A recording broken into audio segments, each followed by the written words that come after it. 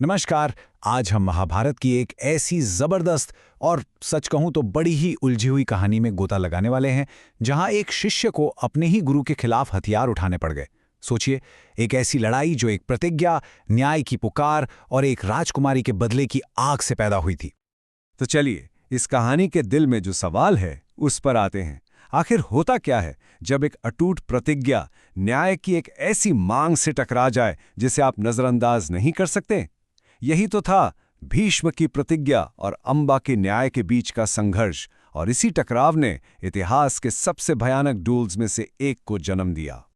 इस पूरी कहानी के केंद्र में है काशी की राजकुमारी अंबा, एक ऐसी राजकुमारी जिनकी पूरी जिंदगी एक महान योद्धा के सिर्फ एक फैसले से हमेशा हमेशा के लिए बदल गई। जरा देखिए, अंबा की जिंदगी कितनी तेजी से बर्बादी की तरफ बढ़ गई। सबसे पहले भीष्म ने अपनी दो बहनों के साथ उनका स्वयंवर से अपहरण कर लिया। फिर जब भीष्म को पता चला कि अंबा तो राजा शाल्व से प्यार करती हैं, तो उन्होंने अंबा को जाने दिया।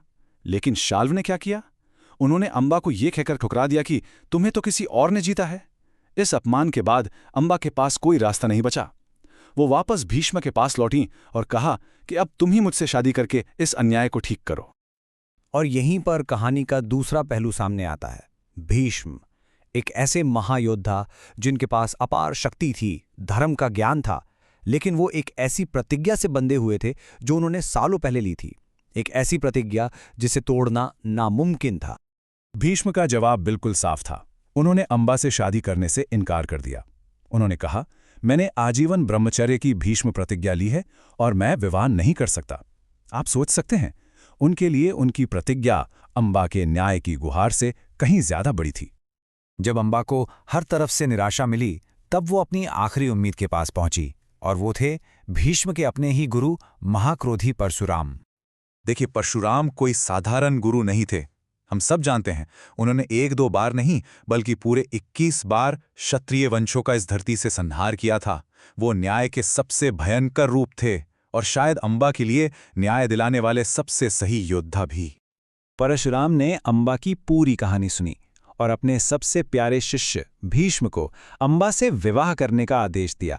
लेकिन भीष्म ने बड़े ही सम्मान के साथ हाथ जोड़कर अपने गुरु के ही दिए ज्ञान और अपनी प्रतिज्ञा की याद दिलाते हुए यह आदेश मानने से इनकार कर दिया। बस अब गुरु और शिष्य के बीच युद्ध होना तय था। और इस तरह कुरुक्षेत्र के मैदान में उस युग के दो सबसे महान योद्धाओं के बीच एक ऐसा महायुद्ध शुरू हुआ जो इतिहास के पन्नों में हमेशा के लिए दर्ज हो गया। ये टकराव वाकई देखने लायक था। एक तरफ थे शिष्य भीष्म जो अपनी प्रतिज्ञा से बंधे थे, और दूसरी तरफ थे गुरु परशुराम जो न्याय के लिए लड़ रहे थे। एक के पास दिव्य धनुष की ताकत थी तो दूसरे के पास शक्तिशाली परशु। ये लड़ाई थी सबसे महान शिष्य और सबसे खतरनाक गुरु के बीच, जहां पड़ला बिल्कुल बराबर का था। और ये बराबरी युद्ध के मैदान पर साफ साफ दिखी। ये युद्ध 1 या 2 दिन नहीं बल्कि पूरे 23 दिनों तक चला, और फिर भी कोई नहीं जीता। आप कल्पना कर सकते हैं, दोनों की शक्ति इतनी बराबर थी कि कोई भी एक दूसरे को हरा ही नहीं पा रहा था। और ये कोई मामूली लड़ाई नहीं थी। उनके दिव्यास्त्रों के टकराने से पहाड़ टूट रहे थे, नदियां सूख रही थीं, और ऐसा लग रहा था मानो धरती खुद कांप रही हो। सारे देवता और ऋषि मुनि आसमान से इस प्रलयंकारी युद्ध को देख रहे थे। युद्ध के 23वें दिन जब लगा कि इसका कोई अंत नहीं होगा, भीष्म ने वो अस्त्र निकाला जो उनके गुरु की भी जान ले सकता था, प्रस्वापास्त्र। लेकिन इससे पहले कि वो उसे चलाते, भगवान शिव और दूसरे देवता बीच में आ गए। उन्होंने इस महाविनाश को रोका और एक दिव्य संधि की घोषणा की।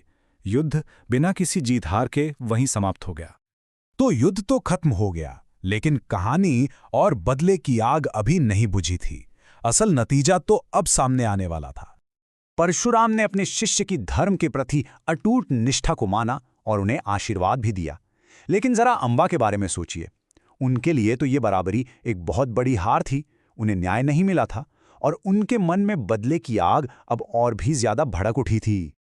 इसके बाद अंबा ने भगवान शिव की इतनी कठोर तपस्या की कि शिवजी को खुद प्रकट होना पड़ा, और उनकी तपस्या से प्रसन्न होकर भगवान शिव ने उन्हें वो वरदान दिया जो सब कुछ बदलने वाला था। अगले जन्म में तुम ही भीष्म की मृत्यु का कारण बनोगी। और ऐसा ही हुआ। अंबा का अगला जन्म शिखंडी के रूप में हुआ। जी हाँ, वही शिखंडी जो कुरुक्षेत्र के महान युद्ध में भीष्म के पतन का कारण बना। और इस तरह अंबा का बदला आखिरकार पूरा हुआ। तो इस पूरी कहानी के अंत में हम उसी सवाल पर वापस आते हैं, असल में अपराजित यानी अनडिफीटेड कौन रहा? वो गुरु जिसने न्याय का साथ दिया, वो शिष्य जिसने अपनी प्रतिज्ञा निभाई, या फिर वो राजकुमारी जिसने आखिरकार अपना बदला ले ही लिया? इस पर सोचिएगा जरूर।